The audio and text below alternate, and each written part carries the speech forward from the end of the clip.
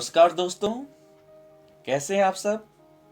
Expecting you all would be fine. मैंने यहां would का प्रयोग किया है। अक्सर लोग ये सोचते हैं कि वुड का यूज पास्ट टेंस के लिए किया जाता है, लेकिन इसे हम प्रेजेंट टेंस के लिए भी यूज करते हैं। जैसे मैंने कहा, you all would be fine, यानी कि आप सब अच्छे होंगे। इसका मतलब यह है कि आप अभी प्रेजेंट में अच्छे होंगे। इस वीडियो में वुड का यूज और किन किन स्थितियों में की जाती है, ये हम जानेंगे। तो हो जाइए तैयार। वुड, जो कि एक मॉडल ऑक्सिलरी वर्ब है, इसके बारे में विस्तार से हम जानेंगे इस वीडियो में। So let us enter into the video. Would का प्रयोग हम देखेंगे पोलाइट रिक्वेस्ट के लिए। अगर हम नम्रतापूर्वक किसी से किसी बात के लिए अनुरोध करते हैं, तो हम सेंटेंसेस को वुड का प्रयोग करके करते हैं। तो चलिए कुछ एग्जाम्पल्स देख लेते हैं। Would you get me a glass of water please? क्या आप मुझे एक ग्लास पानी पिलाएंगे? Would you mind closing the door please? क्या आप दरवाजा बंद करेंगे? इन दोनों सेंटेंसेस में हमने देखा कि किस तरह से पोलाइटली रिक्वेस्ट किया गया है। इसी तरह से अगर हमें विनम्रतापूर्वक किसी से कुछ पूछना हो या फिर किसी को कुछ सुझाव देना हो या लेना हो, तो हम सेंटेंसेस में वुड का प्रयोग करते हैं। उदाहरणों से हम क्लियर हो जाएंगे। पहला उदाहरण है, would you like some coffee? क्या आप थोड़ी कॉफी लेंगे? Would I ask you a question? क्या मैं आपसे एक प्रश्न पूछ सकता हूं? इन दोनों सेंटेंसेस में पूछा गया है विनम्रतापूर्वक, वेरी हम्बली। तो जहां हम्बलनेस की बातें हो, वहां हम यूज करेंगे वुड को। कोई काम निरंतर पास्ट में होता था। अगर हमें इस तरह के सेंस को प्रकट करना हो, तब भी हम वुड का प्रयोग करेंगे। इन एग्जाम्पल से हमें स्पष्ट हो जाएगा। She would sing well when she was a child. जब वो बच्चा थी तो वो अच्छा गाती थी, यानी कि गाना वो अच्छा गाती थी पास्ट में, अब नहीं। उसी तरह से we would play football after school time. हम स्कूल के समय के बाद फुटबॉल खेलती थी। हम इन सेंटेंसेस को एक और तरह से समझ सकते हैं, बना सकते हैं। यूज्ड टू को यूज करके वुड के जगह पर हम यूज्ड टू को यूज कर सकते हैं। जैसे कि she used to sing well when she was a child. उसी तरह से we used to play football after school time.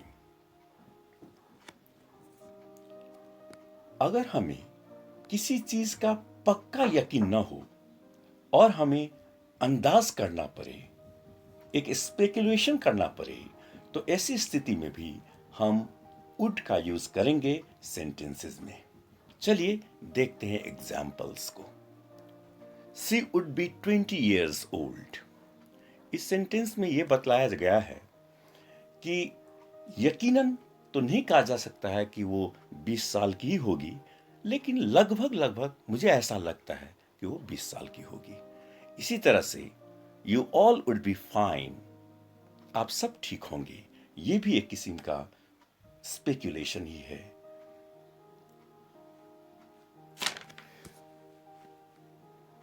This is Oscar English institute of learning, a YouTube channel. Did you subscribe my channel? If not yet, subscribe it right now. Press the bell icon so that you can get the notification of new videos on time.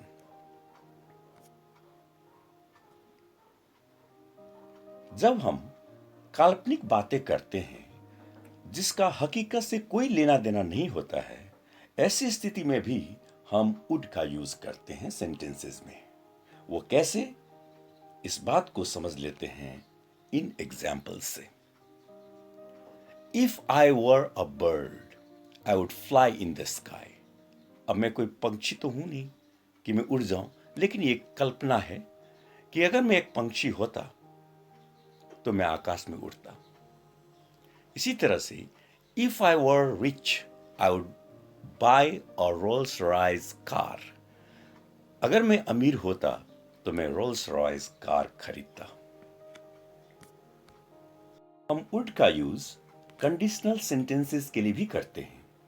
ऐसे sentences में हम देखते हैं कि अगर past में एक condition fulfil होता है तो दूसरा कंडीशन भी फुलफिल हो जाता है।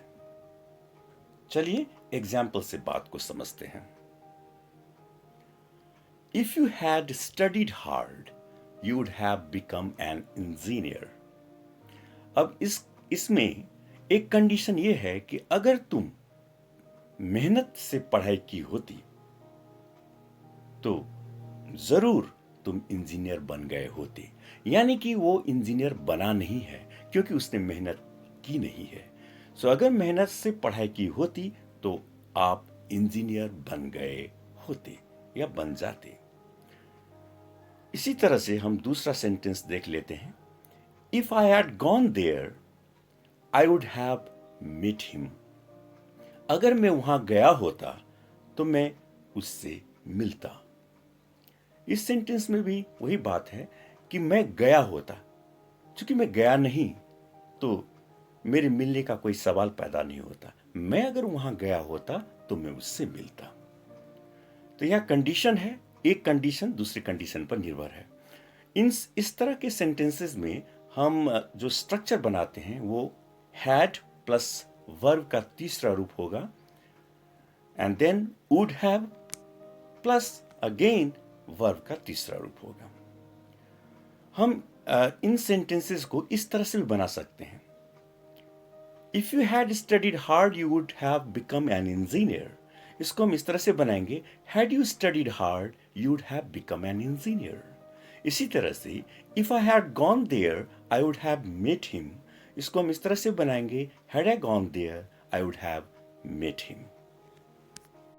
अगर हमें दो स्थितियों में से किसी एक स्थिति का चुनाव करना पड़े तो ऐसे में हम सेंटेंसेस में वुड का यूज करते हैं। जैसे कि I would rather drink tea than coffee in the morning. मैं सुबह कॉफी के बजाय चाय पीऊंगा। यहां चाय को तवज्जो दी गई है, ना कि कॉफी को। इसी तरह से I would rather die than begging before anybody. मैं किसी के सामने भीख मांगने के बजाय मर जाऊंगा। और अंत में ये जान लेते हैं कि वुड का प्रयोग सेंटेंसेस में विल के पास्ट फॉर्म के रूप में कैसे किया जाता है। चलिए उदाहरण से देखते हैं। The manager said the cafe will be closed tomorrow. इसको हम डायरेक्ट स्पीच कहते हैं।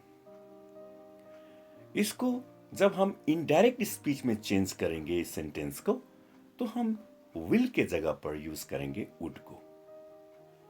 चलिए देखते हैं किस तरह से इनडायरेक्ट स्पीच में बनाया गया है। The manager said that the cafe would be closed tomorrow. इसी तरह से नेक्स्ट सेंटेंस है the coach said we will have to play match well. ये डायरेक्ट स्पीच में है। इसको इनडायरेक्ट स्पीच में बनाते वक्त हम विल के जगह पर वुड का प्रयोग कर देंगे। The coach said that we would have to play match well. I firmly believe you must have liked this video. If it is so, then don't wait anymore to press the like button. Do share with your friends and relatives. And of course, leave the comment so that it would be encouraging me to produce more worthy videos in days to come. This much for now. We'll meet in next video lecture. Till then, take very good care of yourself. Bye bye.